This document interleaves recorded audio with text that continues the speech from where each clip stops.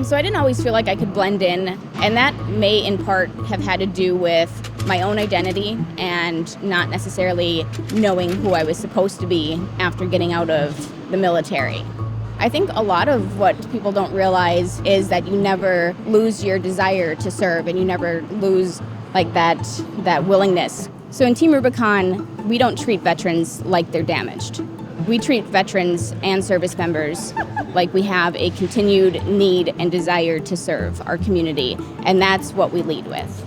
Team Rubicon is a disaster relief organization that unites the skills of veterans and first responders in order to rapidly deploy during disasters.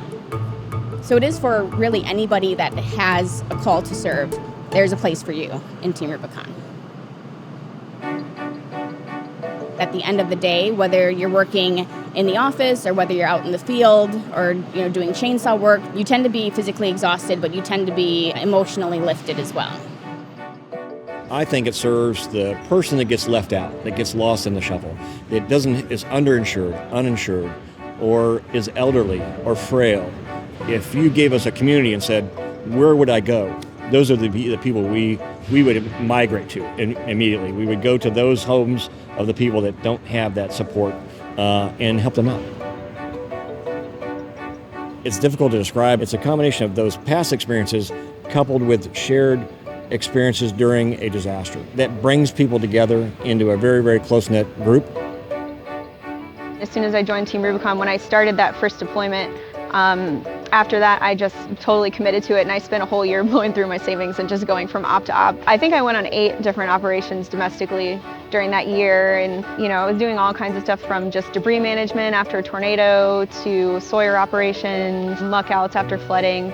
Team Rubicon serves a lot of people. The homeowners get the most direct benefit. They have the worst day of their lives and they lose everything, and we get to try to help them jumpstart on their way to recovery. We're inclined to say thank you to homeowners when they're thanking us, and we want to say thank you back, and we get in the thank you loop. So you have to just learn to say you're welcome, because they can't understand how much the opportunity to serve them is a benefit to us.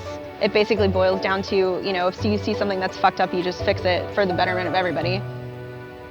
So the common thread between myself and all of the volunteers that I've had the honor of serving with in Team Rubicon really is that selfless service that they bring to every operation or every task. It means unpaid time off work or leaving their families for a week or 2 at a time, and they don't complain. One of the greatest stories is of a lady who had a lot of trees down on her property, and she'd signed up for crisis cleanup. She spent her birthday without electricity, eating cold spaghetti. And she was so moved by the fact that they'd shown up, she insisted on taking a picture with the team, and she said she was going to show it to her friends and neighbors, because when she signed up for assistance, everybody made fun of her. They told her nobody's going to come. Nobody's going to come for us. So she took that photo to show people that Team Rubicon came.